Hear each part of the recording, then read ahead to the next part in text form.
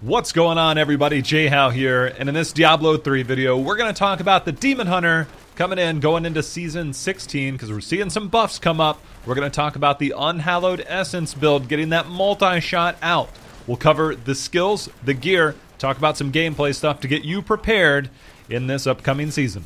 So let's talk about this because it is a bit of a classic build, but with some of the upcoming buffs, we're going to talk about this, go over how it functions again in case you're getting back into things. First, you're going to use Evasive Fire with Focus. This will be your generator, but it's also going to proc a few items for your gear. Multi-Shot with Arsenal, that's going to be your main damage dealer, but there is something to be said about potentially going full broadside for your rune here to get some different style damage there, and then you can manipulate this in different ways. It has higher overall weapon damage to get that max value out of it, but Arsenal is going to be the main one that we go with for now. We'll talk about some of the alternatives going forward. Also with this build, Vault, you're going to roll with Tumble, making sure that your next vault within 6 seconds has its discipline cost reduced, allowing you to vault. You have to stay extremely mobile with this build. You've got to stay moving, you've got to stay active to make sure not to take any damage with this build. Preparation with Invigoration. This is really important, mostly because of the passive, getting that permanent increase on your max discipline. This is very important for this set because you do more damage based on how much discipline you have or bonus discipline you have. Also, this does work well with your vault to stay active, get that discipline back. Vengeance with Seethe. Getting that 10 hatred per second means that you can fire off even more multi-shots, be more active, get more damage out, and things like that. Keeping Vengeance up is very important. This will work with some of your gear in your cube later. We'll discuss that at a later time. Companion, getting the Wolf Companion here, making sure that you get that extra damage out. Just more damage, more overall control to chase higher, greater rifts. For your passive skills, there is something to be said for some different alternatives, but Ambush, this is one that's going to work very well. You deal 40% additional damage to enemies above 75% health. Based on some of the gear that you have, there's only a small window where you're not doing bonus damage based on health. The Yang's Recurve does work well because it's based on lower health. This one is higher health, so small window there. Cold a Week, increased damage against slowed or chilled enemies. You're going to be proccing this in multiple ways, so you're going to have that permanent 20% damage increase. Thrill of the Hunt, hey, by the way, enemies hit by your hatred spenders are slowed by 80% for 2 seconds. Talking about synergy, there you go right there. Now, Awareness is one that a lot of people will go with. If you feel that you can dodge a lot of damage and really want to push higher, greater rifts, you might opt for a different rune here to get some more damage out. There are things like Steady Aim if you want to play from max range to get that extra bonus damage and really try and chase those high greater rifts. But for most people, Awareness is something that when you're on a Demon Hunter, it does work very well because you're going to take a lot of damage and you're already kind of squishy. This kind of gives you that second life and it really helps out a lot. So that's going to round out the skills there. Let's take a look at the gear and see where some of the synergies lie, and then we'll talk about the gameplay after. For the gear, let's just straight up say that unless you're in the season, let's say that you just need the 6-piece for the Unhallowed Essence set. That's going to be your boots, your pants, your chest, your helm, the shoulders, and the gloves. One thing to note with your chest piece is you can get max discipline on your secondary, and your max discipline, as we said before, having more discipline means more damage. And so it's very important that you get extra discipline in these different ways to get most damage. So some of these affixes or the stats are going to be more important to get the max discipline over other things. Also, cooldown reduction on your shoulders and your gloves is pretty important. There's also something to be said for area damage, which has been springing up more and more on items like your shoulders and your gloves. If you're really pushing high greater rifts out there, there can be some more information out there on the value of that area damage. But for most people, you want to focus on getting that crit hit chance, that crit damage, the cooldown reduction on your gloves. Beyond that, then you can start to look at area damage and other things if you're really pushing those high greater rifts. When it comes to your helmet and your boots, you also want to make sure that you get multi-shot damage on those because your primary source of damage, well, that will be the multi-shot. Let's talk about your primary sources of where your damage is coming from gear-wise, because it's the Yang's recurve. Your multi-shot is going to attack 50% faster, and its damage is increased by anywhere between 150 to 200%. This is very important because this is where a lot of your damage is coming from. But just like I said with your chest piece, this is also important on your secondary to have max discipline as part of your secondary role. Making sure that you get that bonus discipline to get that extra damage is crucial to the Unhallowed Essence build. Also, the resource cost reduction is high on this one. It allows you to spam that multi-shot even more, but you also have the opportunity to get more area damage and things like that to really boost the damage. Area damage has really risen as of late, and it's something that if you have the right type of roll, it shouldn't be prioritized highly. It's one of those things that if you get the perfect roll, you get that in later. But getting the bonus damage, the resource cost reduction are all things you want to look for with the Yangs. When it comes to your quiver, the Dead Man's Legacy is where it's at. This gives you more opportunities to get more max discipline, but also multi-shot hits enemies below 60% health, and its damage is increased between 150 to 200%. This bonus damage below 60% works very well with the ambush because that's high health targets. This is low health targets. This is that small window to where no matter what, you're getting bonus damage in, except for that window between 60 to 75% health. That's just based on health. Getting multi-shot damage, cooldown reduction here to make sure that you can spam more of your abilities, like your Vengeance. You want to have your Vengeance up. So the cooldown reduction we mentioned on the shoulders, the gloves, you'll even maybe want some on your rings and or weapon. You want to get that cooldown reduction up so that you can take advantage of something that will be in your cube that we'll talk about here in a moment. But getting cooldown reduction here, the crit hit chance, multi-shot damage are all things that are really going to work out well, getting that on your Dead Man's Legacy. Now let's talk about another item that will pair with your jewelry. The Wraps of Clarity are your bracers. Your Hatred Generators will reduce your damage taken by anywhere between 40 to 50%.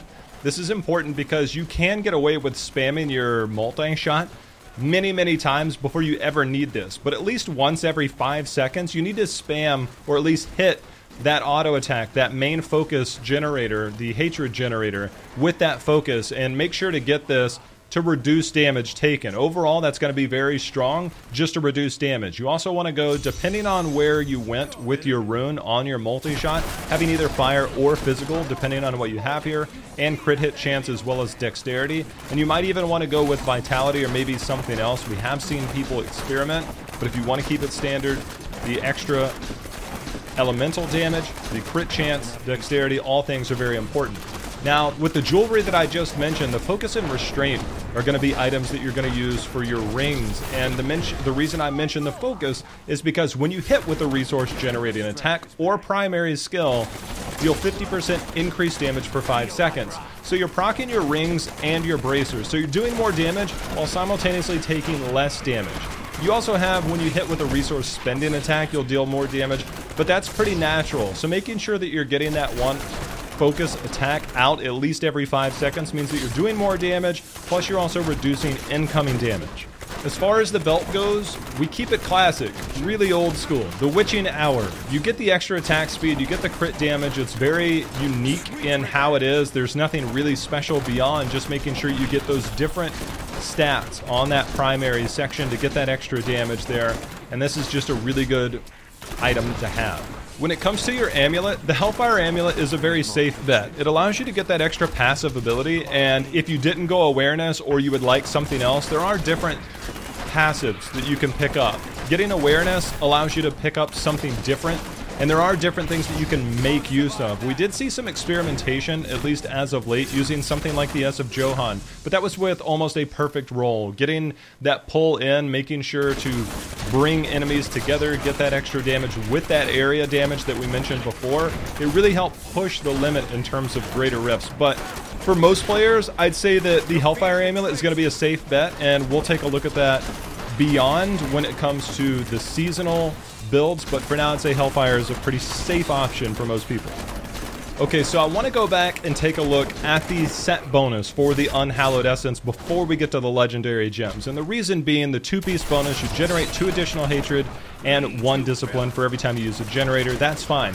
Also, you gain 60% damage reduction and deal 60% increased damage for 8 seconds if no enemy is within 10 yards of you, which means you play safe, you play at a distance, and you just try and pop off from very far away. It's one of the reasons why steady aim can work, because you're trying to proc this, plus you're getting the bonus damage. It's just a matter of playstyle and comfortability. Now, the 6-piece bonus, as of this video, we took the screenshot where it's 100% increased damage for every point of discipline you have. But with this new patch, this is actually up to 350%. 350% additional damage for every point of discipline you have. It's one of the reasons why I mentioned with your chest piece, with your weapon, with your quiver, there's different ways to get max discipline in that secondary stat on your gear. That is vital to this success of this build, to get that bonus damage, and it really comes in when you get that 6-piece and you get that bonus discipline. This is all different ways to get the discipline and then take advantage of this huge buff to the Unhallowed Essence set going forward. Now, when it comes to your legendary gems, the Bane of the Trapped is a very strong one to start with. It increases the damage against enemies that are under the effects of control impairing effects, and we already saw that you're gaining that from your passive, so you're just getting bonus damage no matter what.